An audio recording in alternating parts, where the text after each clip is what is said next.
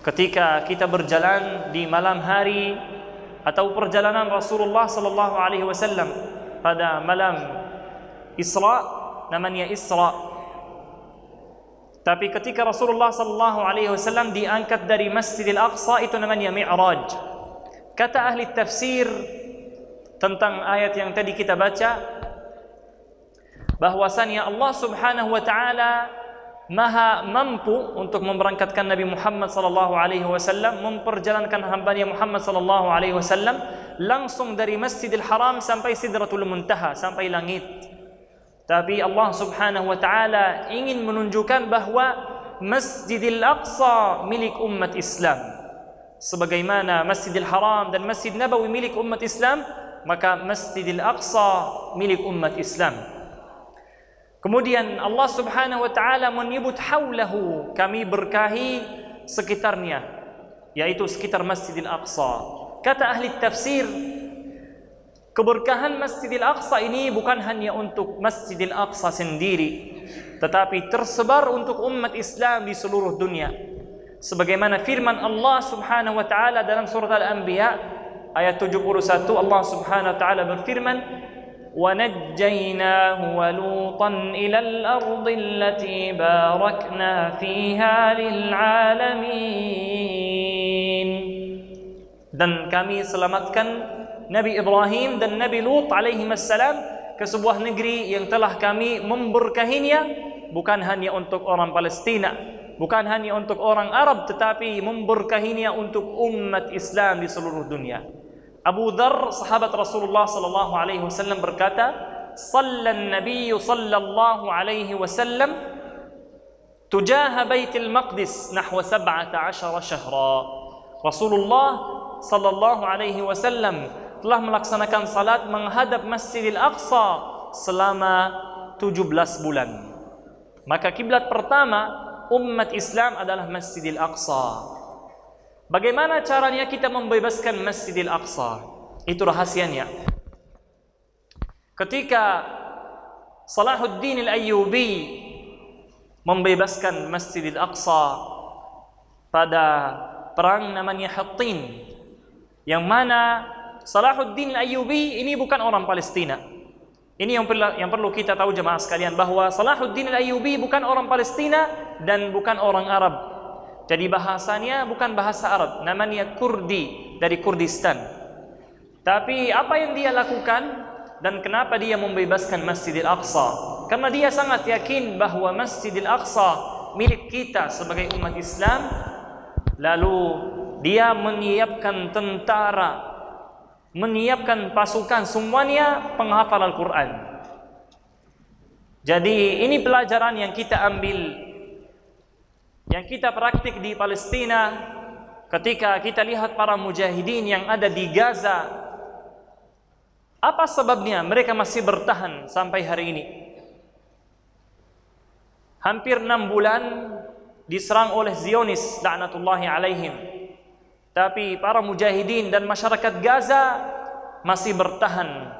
Sebabnya karena masyarakat Palestina dan para mujahidin menjadikan Al-Quran senjata bagi mereka.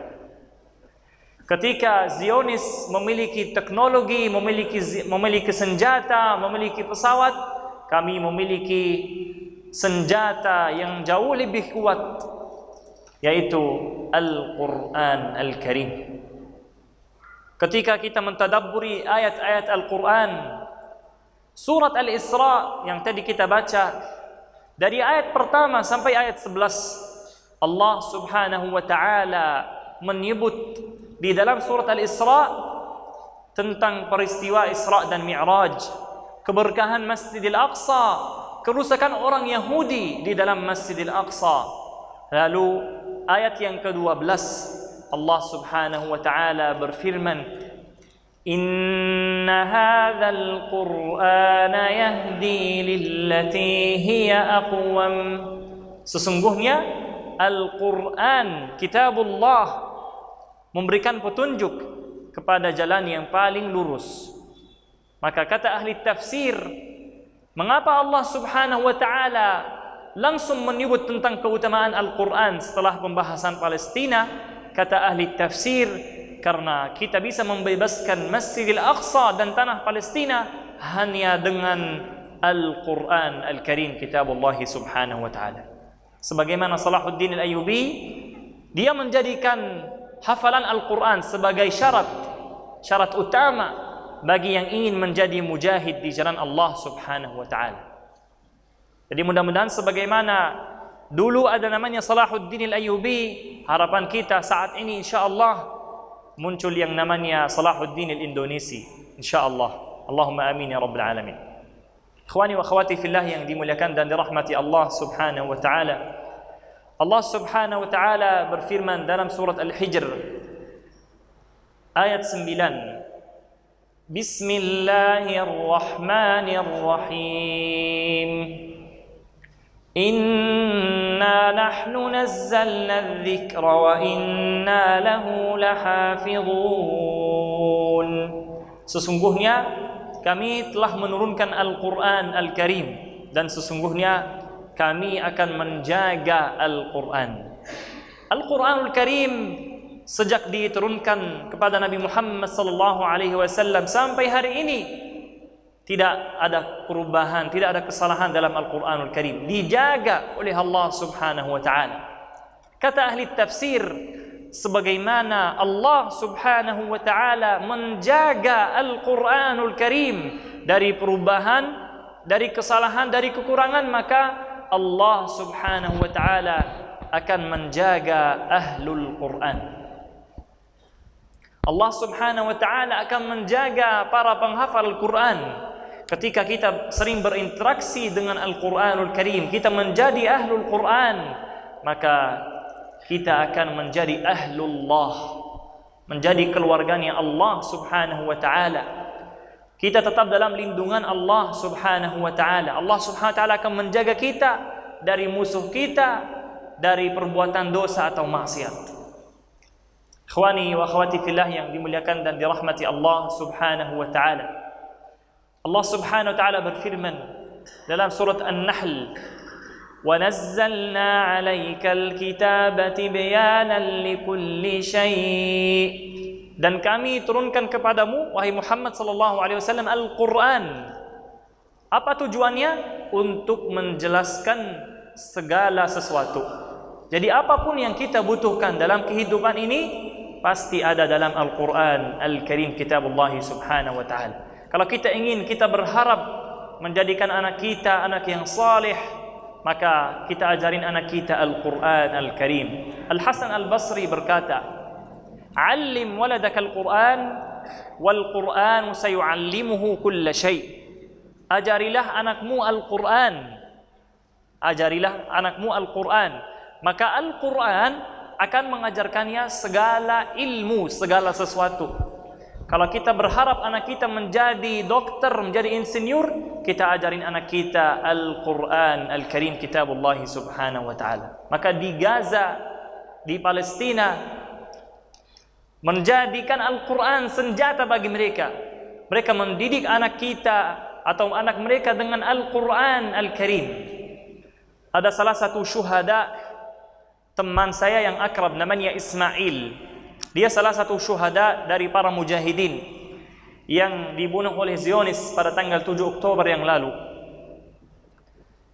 Dia mendidik anaknya sejak anaknya masih janin. Coba kita bayangkan jamaah sekalian. 2019 saya keluar dari Gaza. Sebelumnya saya masih di Gaza. Ketika teman saya Ismail ini yang sekarang jadi syuhada, dia juga seorang mujahid. Ketika dia tahu bahwa istrinya sedang hamil, dia pegang perut istrinya, lalu dia membaca setiap hari 1 juz. Dia membaca setiap hari 1 juz sambil dia pegang perut istrinya. Selama 1 bulan dia khatam Al-Quran 30 juz. 9 bulan masa kehamilan istrinya, dia khatam Al-Quran 9 kali. Kita pernah bertanya sama Ismail ini, apa dalilnya? Mungkin ada dalil dari Quran atau Sunnah. Kenapa membaca Al-Quranul Karim dengan cara yang seperti ini? Dia menjawab, saya ikut cara namanya tarbiyatul janin, yang artinya mendidik janin. Jadi dia mendengarkan anaknya Al-Quran Al-Karim 30 juz 9 kali, padahal anaknya belum lahir, masih dalam rahim ibunya. Tapi dia mendengarkan anaknya Al-Quranul Karim. Maka menjadi wajar ketika kita melihat di Gaza usia 5 tahun. Ini bukan hanya saya lihat di TV, saya lihat langsung. Di Gaza, di salah satu masjid dekat rumah saya, ada anak yang usia 5 tahun jamaah sekalian. Dia menjadi hafiz Quran 30 juz mungkin. Karena dia sudah menjadi Al-Quran atau sudah dididik dengan Al-Quran sejak dia masih janin. Maka usia 5 tahun dia bisa khatam, bisa menghafal 30 juz mungkin. Apa sebabnya? Mereka mendidik anaknya dengan Al-Quranul Karim biar dia menjadi mujahid seperti Salahuddin Al-Ayyubi yang membebaskan Masjidil Aqsa. Kita lihat di Gaza, salah satu syarat bagi yang ingin menjadi mujahid di jalan Allah Subhanahu wa taala, diwajibkan bagi mereka sebelum dia menjadi mujahid, sebelum dia menjadi pejuang yang tujuannya membebaskan Masjidil Aqsa, harus dia menjadi hafiz Quran 30 juz. Syarat yang kedua, harus dia menjaga salat subuh berjamaah selama 40 hari. Yang berhasil bisa menghafal Al-Quran 30 juz, bisa menjaga salat subuh berjamaah sebelum iqamat, maka dia boleh ikut menjadi mujahid di jalan Allah Subhanahu wa taala. Maka ketika kita lihat secara logika, kalau kita menggunakan akal saja, bagaimana mereka masih bertahan sampai hari ini? Jauh beda teknologi yang dimiliki oleh Zionis dengan kondisi Gaza saat ini. Gaza sudah 18 tahun. Mereka mendapatkan listrik hanya 4 jam per hari. Banyak masjid-masjid di Gaza sebelum 7 Oktober bahkan dihancurkan. Mereka bikin tenda, mereka melaksanakan salat subuh, salat zuhur, salat Jumat, salat tarawih di pinggir jalan. Karena mereka yakin ketika mereka kembali ke Al-Quran, kembali ke Allah Subhanahu wa taala, mereka mampu untuk membebaskan Masjidil Aqsa dan tanah Palestina. Mungkin kadang kita sedih kalau kita melihat kondisi saudara kita atau keluarga kita yang ada di Gaza. Saya yang berdiri di sini, dari keluarga saya, saudari saya menjadi syuhada, ipar saya menjadi syuhada, adik ipar saya menjadi syuhada. Rumah saya alhamdulillah udah hancur dari hari ketiga serangan ini. Tapi ketika saya telepon atau saya berkomunikasi dengan teman saya atau keluarga saya yang masih di Gaza, tujuan saya untuk menghiburkan mereka. Tapi demi Allah, mereka yang menghiburkan saya. Ketika mereka selalu mengucapkan Alhamdulillah, kami bertahan, kami dimuliakan oleh Allah Subhanahu wa taala. Ini ucapan mereka. Kami dimuliakan oleh Allah Subhanahu wa taala, bukan hanya untuk membela tanah Palestina atau Masjidil Aqsa, tapi kami alhamdulillah membela umat Islam di seluruh dunia. Ini jawabannya jemaah sekalian. Kami membela umat Islam di seluruh dunia. Karena Zionis, ini harus kita yakin jemaah, bahwa target utama Zionis bukan hanya Palestina atau Masjidil Aqsa. Karena kalau lihat secara mungkin luasnya Gaza atau Palestina, kecil sekali kalau kita banding dengan negara-negara yang lain. Tapi target utama Zionis, mereka menjajah atau menguasai seluruh negara Muslim. Itu target utama Zionis. Ketika Allah Subhanahu wa taala berfirman dalam surat Al-Maidah ayat 82 tentang permusuhan kita yang paling keras, siapa mereka? Allah Subhanahu wa taala berfirman, "Latajidanna ashaddan nasi 'adawatan lil ladzina amanu al-yahuda wal ladzina asyraku." Kalian akan dapati orang yang paling keras kalian akan temukan orang yang paling keras terhadap orang-orang yang beriman. Siapa mereka? Orang-orang Yahudi. Jadi permusuhan yang paling keras terhadap umat Islam adalah orang Yahudi. Ketika Allah Subhanahu wa taala menyebut di surat yang lain tentang kejahatan orang Yahudi sampai mereka menghina Allah Subhanahu wa taala. Mereka berkata Allah miskin dan kami kaya. Coba kita bayangkan jemaah sekalian, hanya orang Yahudi yang berani berkata seperti ini. Sanaktubu ma qalu, kami akan mencatat perkataan mereka. Itu firman Allah Subhanahu wa taala. Wa qatlahumul anbiya'a bighairi haqq. Bukan hanya menghina Allah, tetapi mereka membunuh para nabi dan rasul. Tidak ada kaum yang membunuh utusan Allah Subhanahu wa taala selain kaum Yahudi. Hanya kaum Yahudi saja yang berani membunuh utusan Allah Subhanahu wa taala kepada mereka, yang membunuh para nabi dan rasul. Dan bukan hanya membunuh saja, tetapi bighairi haqq. Mereka membunuh utusan Allah tanpa alasan yang benar. Tidak ada alasan, hanya membunuh para nabi dan rasul. Maka mereka saat ini yang membunuh anak-anak di Palestina dan wanita di Palestina, itu semuanya bighairi haqq. Mereka menjajah Palestina, menjajah Masjidil Aqsa, lalu membunuh masyarakat sipil di sana, membunuh wanita. Dari 35.000 orang syuhada, jadi jumlah syuhada hanya dalam waktu 6 bulan saja 35.000 orang. Di antara 35.000 orang ada 15.000 anak di bawah 15 tahun dibunuh oleh Zionis di Gaza. Dibunuh tanpa alasan yang benar. Di antara 35.000 orang ada 11.000 wanita yang dibunuh di Gaza saat mereka berbuka puasa atau saat mereka sedang sahur sebelum salat subuh. Ini terjadi 2 hari yang lalu. Ada satu keluarga, mereka tinggal dalam satu rumah. Mereka sedang sahur sebelum salat subuh. Lalu rumah mereka dihancurkan oleh Zionis. 35 orang menjadi syuhada. Semua yang ada di rumah menjadi syuhada. Semuanya dibunuh tanpa alasan yang benar. Tapi kalau kita melihat ayat-ayat Al-Quran, kita terhibur ketika Allah Subhanahu wa taala memilih di antara kita yang menjadi syuhada. Ini sesuatu yang berharga. Ketika Allah Subhanahu wa taala memuliakan kita dengan menjadi syuhada, ini pilihan Allah Subhanahu wa taala. Allah Subhanahu wa taala berfirman, "Wa yattakhidha minkum syuhada." Dan Allah yang memilih di antara hamba-hambanya yang menjadi syuhada. Jadi ini pilihan Allah Subhanahu wa taala. Allah Subhanahu wa taala memuliakan kita dengan menjadi syuhada fi sabilillah. Ketika kita ingin terhibur, hanya kita membaca ayat-ayat Al-Quran. Coba kita mentadabburi satu ayat saja dalam surat Al-Baqarah. Ketika Rasulullah sallallahu alaihi wasallam dan para sahabat bersamanya, mereka diuji dengan ujian yang besar, lebih besar daripada ujian Palestina bahkan. Mereka diuji dengan bermacam-macam ujian sampai mereka berkata, ini dalam sabda atau dalam firman Allah Subhanahu wa taala, sehingga Rasulullah dan para sahabat bersamanya berkata, "Mata nasrullah?"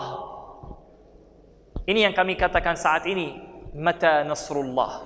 Kapan akan datang pertolongan Allah Subhanahu wa taala untuk kita? Langsung Allah Subhanahu wa taala menjawab di ayat yang sama, "Ala inna nasrallahi qarib." Sesungguhnya pertolongan Allah Subhanahu wa taala itu sangat dekat. Ketika kita melihat kondisi di Gaza, kita menggunakan otak saja tidak bisa bayangkan jamaah sekalian bagaimana mereka masih bertahan. Ini menunjukkan bahwa pertolongan Allah Subhanahu wa taala sudah dirasakan di sana. Mereka sudah merasakan pertolongan Allah Subhanahu wa taala untuk mereka. Bagaimana mereka bisa bertahan dalam 6 bulan ini melawan Zionis la'natullahi alaihim. Ini pertolongan Allah Subhanahu wa taala. Ini kemuliaan Allah Subhanahu wa taala untuk kita. Mudah-mudahan jemaah sekalian yang dimuliakan dan dirahmati Allah Subhanahu wa taala, sebagaimana Allah Subhanahu wa taala kumpulkan kita di waktu yang mulia ini, di masjid yang mulia ini. Nanti kita melaksanakan salat tarawih di Masjidil Aqsa. Allahumma amin ya rabbal alamin. Pesan terakhir yang harus kita sampaikan dari Gaza, dari Palestina, kepada saudara-saudara kita di Indonesia yang alhamdulillah sejak Palestina dijajah pada tahun 48 sampai hari ini, Indonesia masih sampai hari ini mendukung perjuangan Palestina sampai Palestina insyaallah merdeka. Maka kita ucapkan jazakumullahu khairan wa barakallahu fikum, wabillahi taufiq wal hidayah. Wassalamu alaikum warahmatullahi wabarakatuh.